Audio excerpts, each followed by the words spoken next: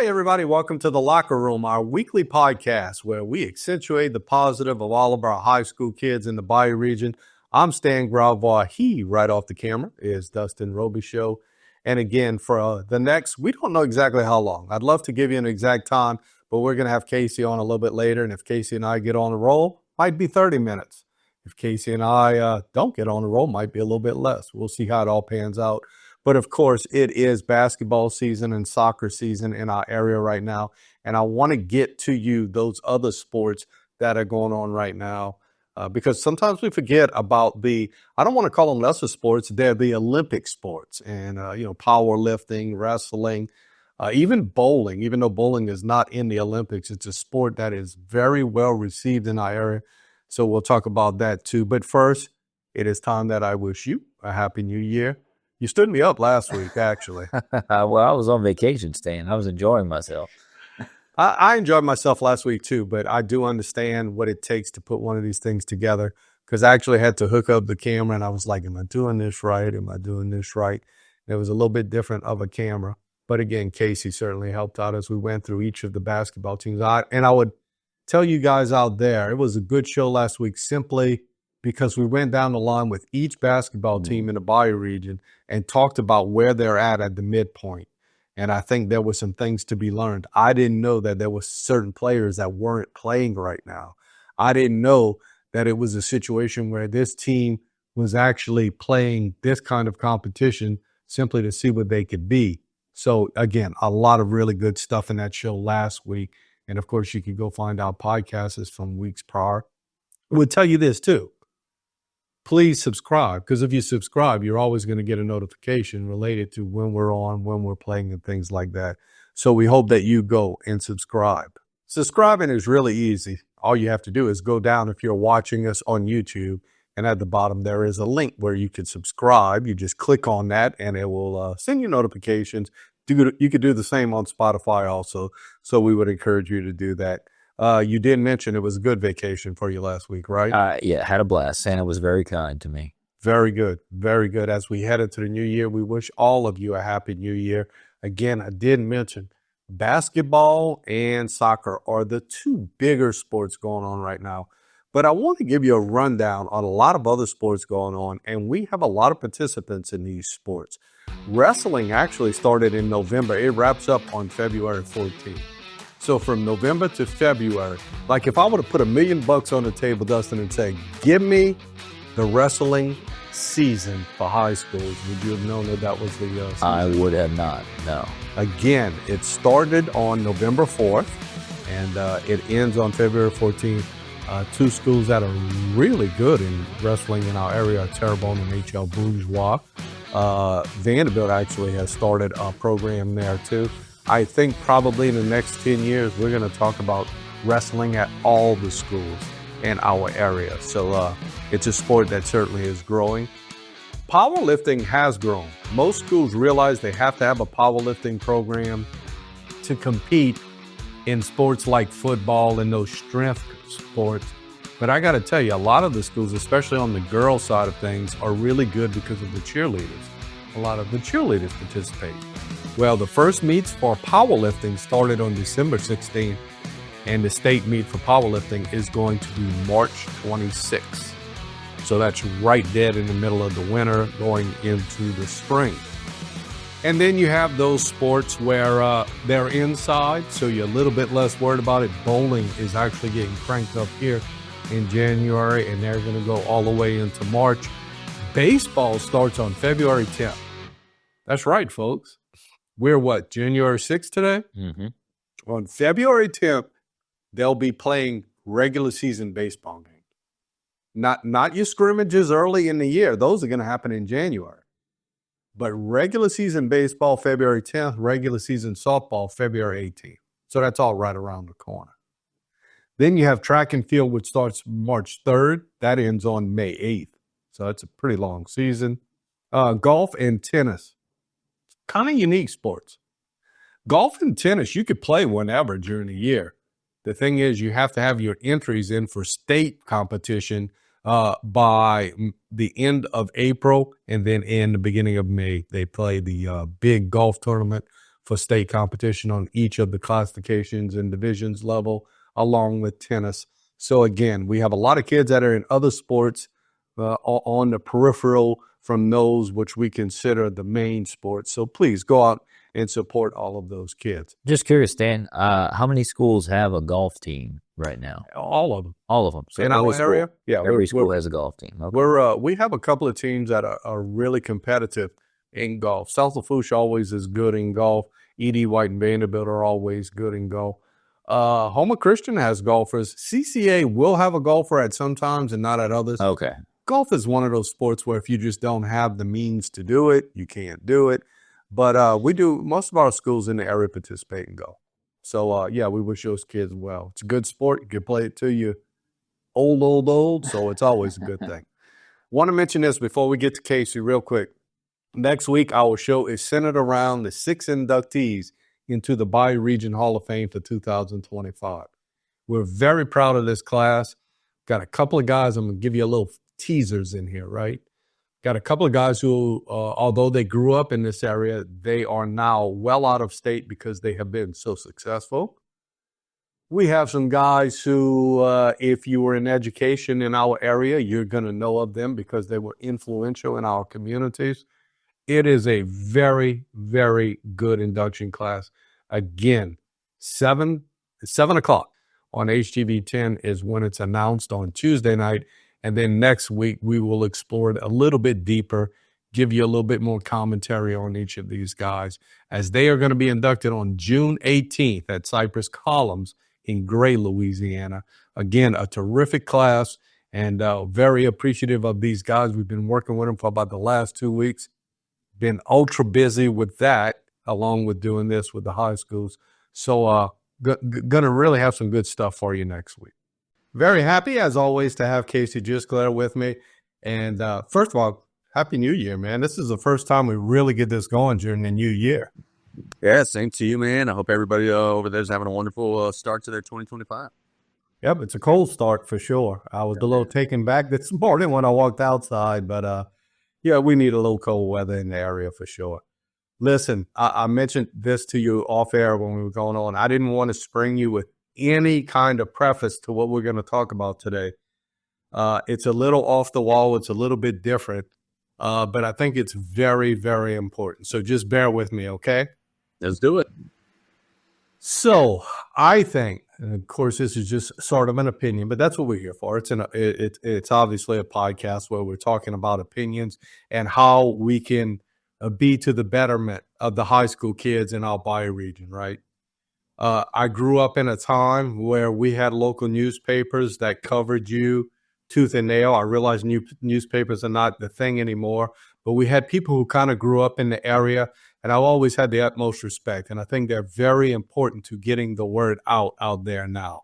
I think that you are that guy. But when I look back in growing up, I could go all the way back to guys, at the home of Korea like Dale Leggett and a guy named John Gravois, who I'm not related to at all, who now works in Dallas, and people who were instrumental. But then you go along the line. I remember people like Dominique Baudouin and Teddy Renoir and Brent St. Germain and Kelly McElroy and Chris Singleton and all of these guys. And I started thinking just this past week, you're sort of that guy. And that being said, what I mean by that is you're in a day and age where you have to understand the media from a social media aspect, which you certainly do, but you also have to understand it and have a love and passion for it, which you do. So that being said, any way, shape, or form, and I know our sole purpose is to come on here and to be an advocate for the high schools, but it's also like if there's a young person who wants to do what you do, who wants to be in sports journalism, because I'm not. I was just a coach who kind of got into it, but I would love for people to know sort of what your path was in case they're interested in that. Do you mind answering some questions if I'm just being blunt with you on how you got here? Of course, I'd be happy to. Yeah, let's do it. So let's talk about when in your mind did you have that first love for sports? Whatever that sport may be, you might even say, oh, it was about this sport in particular early on. but what was the love? What was the attraction? And when did you say, I want to go to LSU to study this? Whether it was LSU or Nichols or wherever it was, how did it formulate in your brain? For me, that was when I was still in diapers, to be honest with you. That was just a passion that I had from the second that I came out the womb, man. I have video of my kindergarten graduation, actually, and my kindergarten teacher, the late Miss Elaine Zell, announces me as, and the next John Madden, our next great sports analyst, Mr. Casey Gisclair. So, like, she would say that I would show up to school and would talk about sports every day, to the point where she literally got a newspaper subscription to be able to read what was going on in the world of sports, so she would have something to talk to me about. So it was just a bug that I was always bit with. Not necessarily for like another person, if they don't have that same passion at such a young age, that's okay. Not everybody has that passion at such a young age, but for me, it bit me right. And whenever I was a child, I taught myself how to read when I was 3 or 4 years old, because I wanted to know who was winning the game. So I needed to know, hey, which team is San Francisco, which team is Denver. So for me, it happened before I could even remember. Ever since I was a very small child, this is what I wanted to do. So there's been no question about what you were going to eventually do in some form of fashion in the future, right? 100%. This is what I've always wanted to do. The only thing that kind of evolved is, when I was young, it was television. Oh, well, I want to be on TV. And, then when you see what goes into that, then it kind of evolved a little bit. Then became radio, and then it became writing, and then, taking pictures. And, but whenever I grew up, it was, I want to be, John Madden. And, obviously it's kind of evolved a little bit from there. Was there anybody on the high school level, whether it be a counselor, a teacher, a coach, maybe, somebody that said, Casey, you need to start doing these things. You need to start heading in this direction. Again, the purpose of this is, I found out last week, we actually have some young viewers, some kids who are playing in the sports that are doing this. And if one of them is interested in doing this, I'd like them to sort of know your path.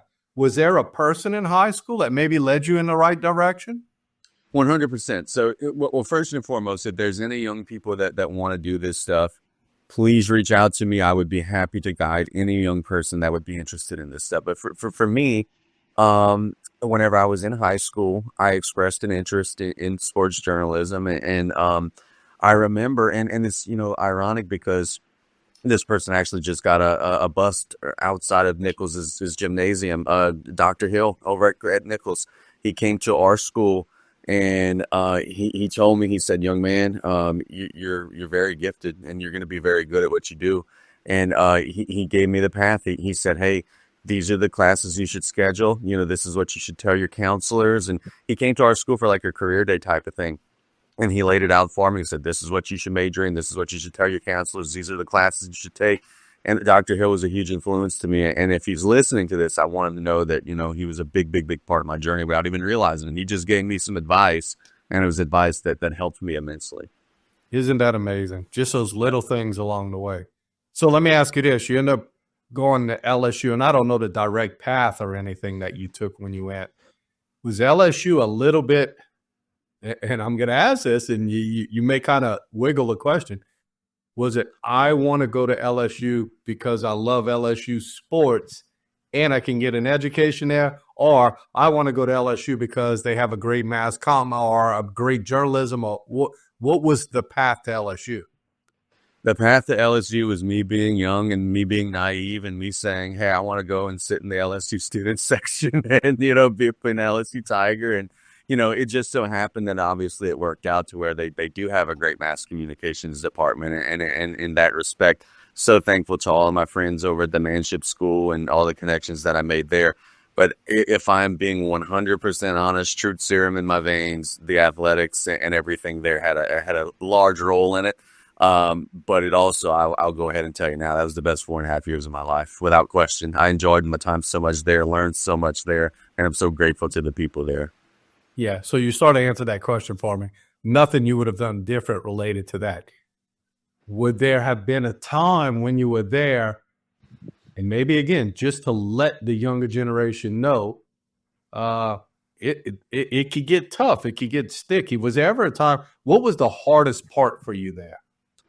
The hardest part for me was, to be frank, it was the fact that as a student, I had to miss out on a lot of opportunities to be in the student section because I was working and getting experience for the student newspaper and different things like that. So while a lot of my buddies were sitting in the student section with their shirts off going crazy while LSU's playing Alabama, I'm up there in the press box, which is cool and it's a great experience. But I'm working. I can't be cheering and I can't be having a great time and everything like that. So the hardest part was that I did miss out on some of those opportunities, but that's also the best part too, is that what 18-year-old or 20-year-old college student could go to their employer when they graduate LSU and say, hey, I covered LSU in Alabama. Hey, I covered a College World Series. I covered a women's Final Four. That's all stuff that I was able to do while I was in Baton Rouge. So that while in one hand, it's like, hey, bummer, I can't be with my buddies. On the other hand, you're making experience that's absolutely invaluable and looks amazing on your resume. I think we're sort of in a day and age where if you want to go into sports journalism, it's broad from the perspective of, you mentioned when you were a kid, you could see yourself being on television, maybe broadcasting and such. But there are avenues behind the camera. There are avenues writing. There are avenues, I would say print media is certainly not what it was, but you can still write for different things like The Athletic and 247 and all of these places. There's a lot of different avenues. Even at your time when you were going to LSU, you always thought maybe being in front of the camera was something, or did you ever see a certain aspect? Because I listen, I'm trying to help the student understand that there is a broad range of things you could go into if you want to do this for a career. 100%. And look, whenever I got to LSU, that's whenever I realized, hey, the stuff in front of the camera involves you being in a suit and a tie, and I didn't like that very much. So that's whenever I went to some different avenues and some different platforms, and that's when we started the radio and started the writing. And, Stan, to be honest with you, my biggest piece of advice that I would give to any young male or female that wants to do this, it would be, and this is something I was stubborn about, this is something that if I could do it differently, I would do differently, is be willing to do whatever it is that's out there and just try it. For me, whenever I was in LSU, I had opportunities to learn to do photography. Push back. Hey, I'm not a photographer. I don't know how to do that. That's a huge part of what I do. And if I would have learned how to do it then, I would have probably been more versatile and better equipped to do my job now.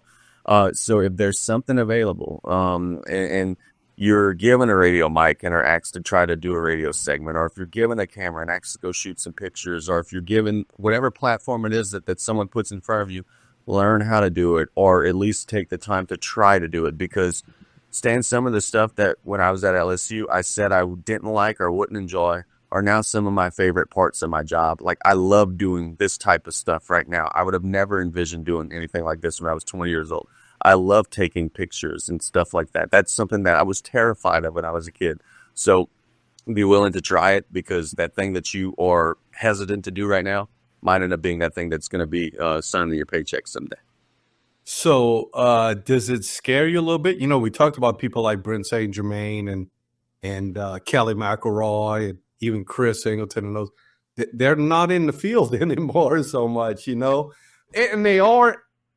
I guess they'll always be writers and creative type journalist type people, but they moved on to something else because of the change. I think that you have adapted and has come, you've come into this at a time where you understand podcasts, you understand how to handle social media with Bayou Sports and stuff like that. Is it you always have to kind of stay a step ahead of the curve a little bit? Yeah, that's part of it. And another thing is being understanding that while the way that we consume news might be changing, like you mentioned, the print and everything being evolving, and maybe people going away from some of that stuff, the demand for news is not going away. And in fact, in many respects, the demand for news is larger than ever. So that was my motivation, and that was Abby and I's motivation when we started Bayou Sports, is the idea that, hey, we don't necessarily have to put out a 10-page newspaper to get sports news out there. We just got to build a website, and we just got to roll with it. And from there, I mean, we have generated millions of page views. People have proven and shown us that they want the news. It's just how you consume the news. It's a little bit different. So yeah, it's staying with trends and following different things that are going on in the world. But the demand for people to consume information is going to be infinite in our society. That's never going away. I agree. And listen, you mentioned Abby. Abby's always been sort of I don't want to call her silent partner in all of this because she's not silent, but you're sort of the face of things a little bit more. How did y'all meet? When she was winning state championships. Central Lafourche has a jump first. Sports, right? Right. It's ironic. I covered her whenever she was a student athlete. We stayed in touch whenever she was in college, and just became really close friends. And true story, we decided together on December 31st. We were texting one another, and like we were making goals and resolutions, and we asked one another, hey, what should we do in the next year to better ourselves? And we just kind of threw out the idea, well, like, why don't we start our own business? And it was a ha-ha thing, like, oh, yeah, all right, okay, we'll start our own business. The conversation evolved, and then the next day we were making a website, and since Bayou Sports was born. Very good. Very good. Hardest part of what you do, on a weekly basis, I know, what are the sacrifices you have to make? The hardest part of what I do, and I tell people this all the time, and this is something that I struggle with, is that where other people could fully escape their work. There are a lot of people that when they hit 5 o'clock and the time clock goes off, they are off until 7 or 8 o'clock the next morning. For me, that's not the case. If, a coach resigns at 11 o'clock at night or whatever, I got to go and I got to type up a story. So I'm never fully off. And that to me is something that I struggle with at times, is that, I could be watching a movie relaxing, but every 20 or so minutes, I'm logging on Facebook on my phone and checking, make sure, hey, did anything happen? So the fact that mentally there's not ever a break where you could fully escape it, that's probably the hardest thing. But it's also the most fulfilling thing, was whenever you get something out there first and, you educate the community or give them the information that they've been waiting on, it's very fulfilling to see. But that is a challenge. Christmas Day, everybody's eating dinner, everybody's kicking back, relaxing. I'm kind of peeking on my iPad, like, hey, did anything happen? Am I missing anything? And that inability to fully separate is probably the hardest thing. So a little bit, some of the things that are the hardest part turn out to be the most gratifying part. Yeah, of course. Whenever you break that story, or whenever you do that piece on a kid, and they come back and they tell you later, oh my God, that was so important to me and my family. And case in point, last night I was watching the football game like everybody else. I didn't anticipate having to work, but whenever Amik Robertson has an awesome game, then, you got to throw together 300-400 words about it. And that's going to be fulfilling, because I know it means a lot to Amik and his family that's going to be out there. So, you don't have a time clock like everybody else, but which is a challenge. But whenever you get that thing out there and the community rallies around it, like they did that story, it is awesome to see. Yeah, agree. And listen, even you sent out word that Tay Morton got that touchdown pass yesterday, and I think that was important to the community just to know. And I think that's why I'm trying to ask these questions, because if there is any sophomore, junior, even a senior in high school who's sitting there going, I realize I'm not going to be a professional athlete, but I love the sports. I love to be around it. Is there a venue for me? And do you think now, and I don't know the exact years you went to LSU, but your college years as compared to now, is there the same amount of opportunity, more opportunity in sports journalism, less opportunity? I would say it's probably about the same, though. I would say it certainly has changed. Whenever I was there, I was kind of right in the middle of, it was torn in half, right? Like the old school professors were saying, oh, well, print journalism's not going anywhere. And then the newer school were saying, yeah, you probably should evolve, your skills a little bit. I was right in the middle of that. Now it's probably more of the new school people kind of won over, and it's more digital media and it's more different things of that sort. But there's infinite opportunity. When you talk about, you mentioned a second ago, 24/7 sports, on 3, and that's just like the recruiting side of it. But even things like what we're doing with Bayou Sports, that there are a lot of different startups and everything like that. And the biggest piece of information or advice that I could give someone, and like I said it earlier, I'll echo it again. If there's something that's out there, don't be unwilling to try. If there's a chance to go and get pictures, get them. If there's a chance to get in front of a microphone and do a radio interview, do it. Those are all things that I was nervous to do because I was afraid to fail. And I'll be 100% honest about that. I was afraid to fail as a young person. Don't be afraid to fail, because what you're considering failure is actually you getting experience that you're going to learn from, and you're going to be better for it. Very good. Very good. We need people. We need the young group to come up and to do this and to carry it on. A lot of times we start blaming the entities. Oh, yeah, this newspaper no longer exists. I don't know why they don't do it. Why this doesn't do this. Hey, you know what?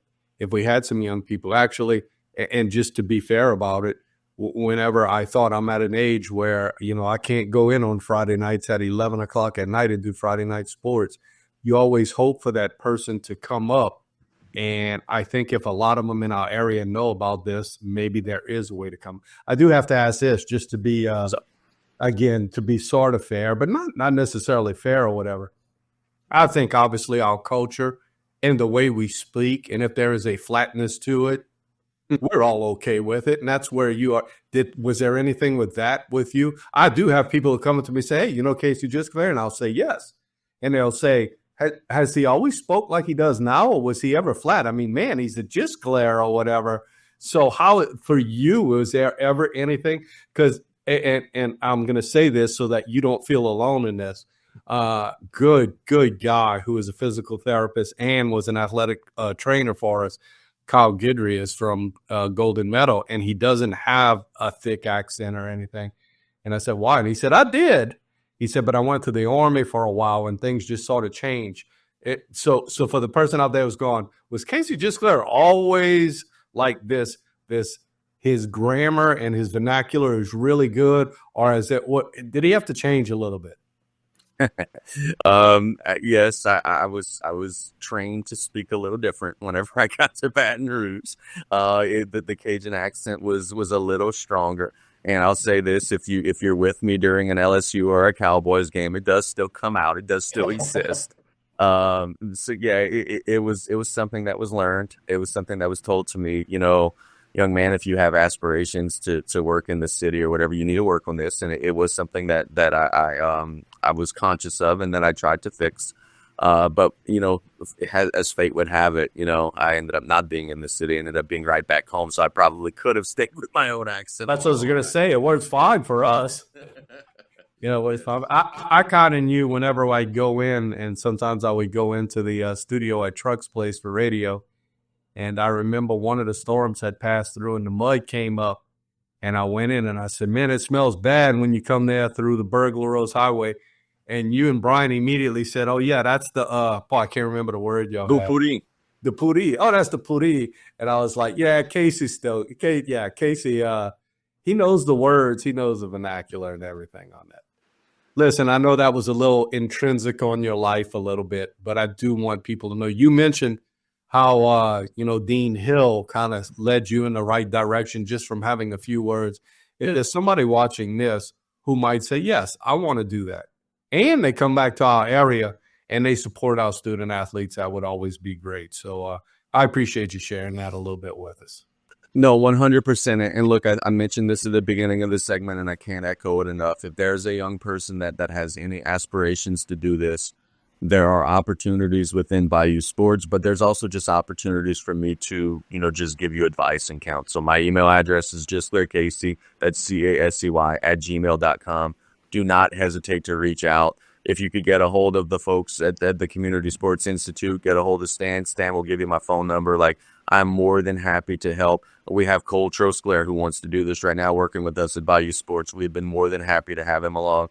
I actually like young people. I coached, the bitty age kids and everything like that. So I love spending time with the children. It keeps me young. So if there's any young person that aspires to do this, even if we can't find some sort of internship with you with Bayou Sports and it just has to be advice, that's okay too.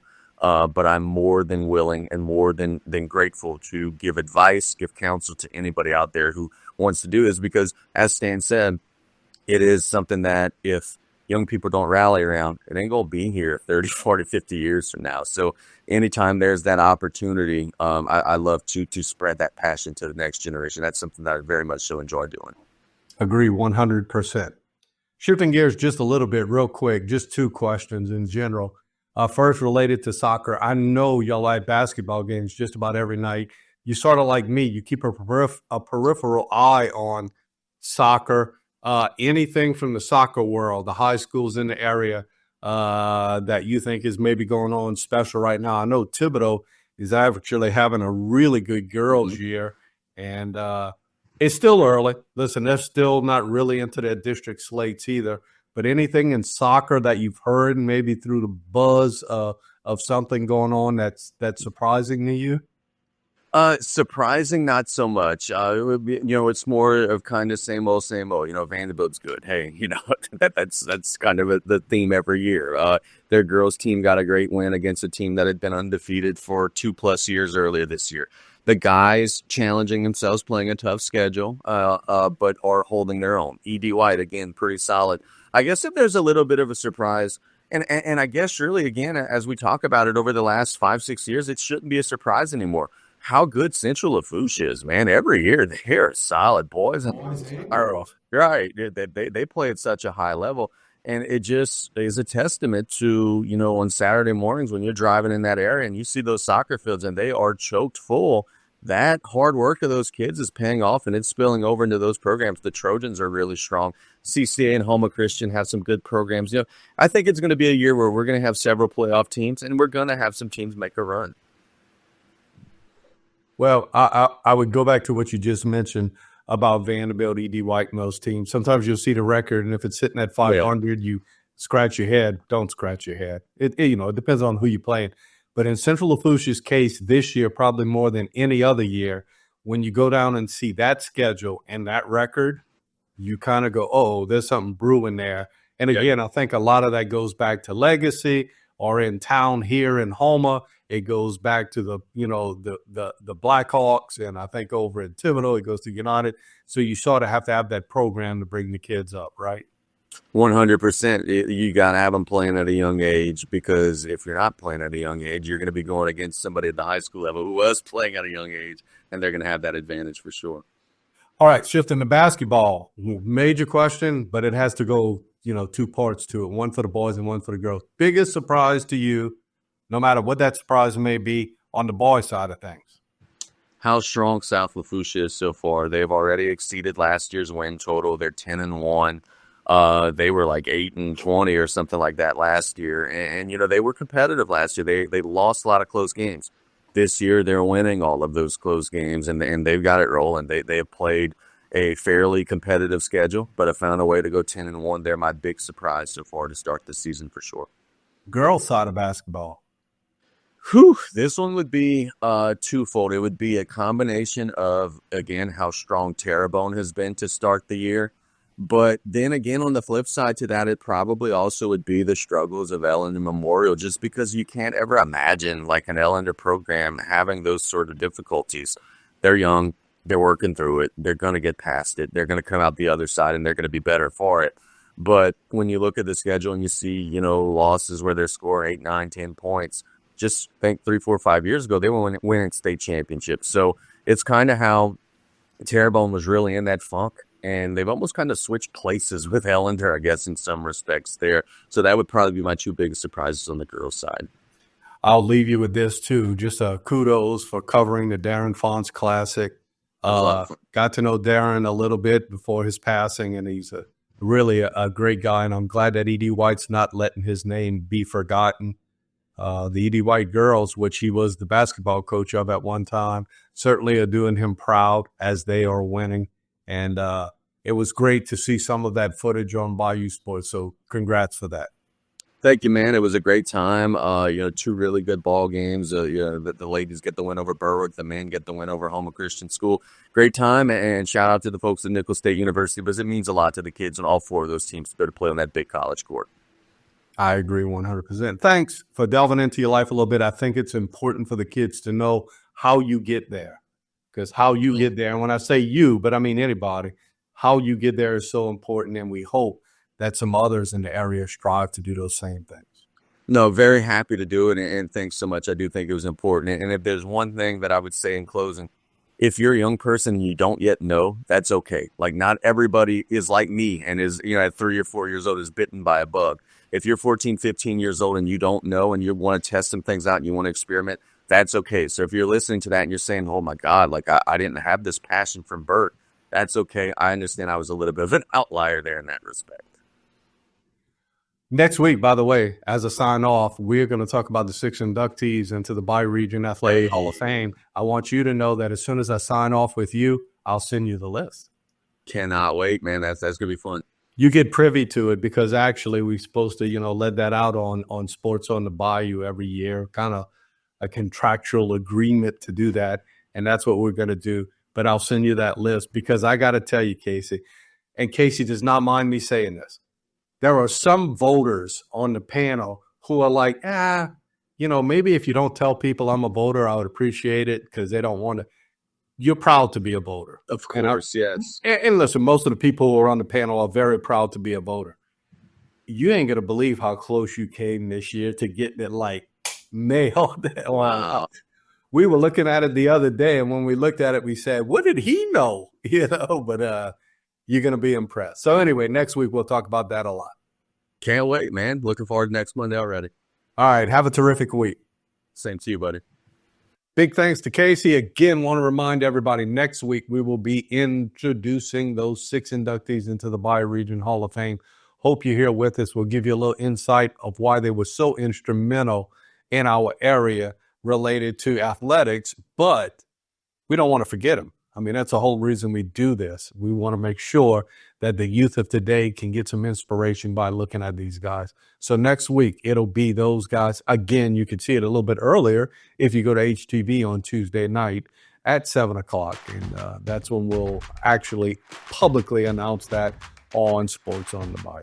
Thanks for joining in. We'll be back next Monday, same place, same time. Make sure to subscribe, and we'll bring you more on high school sports on the Bayou.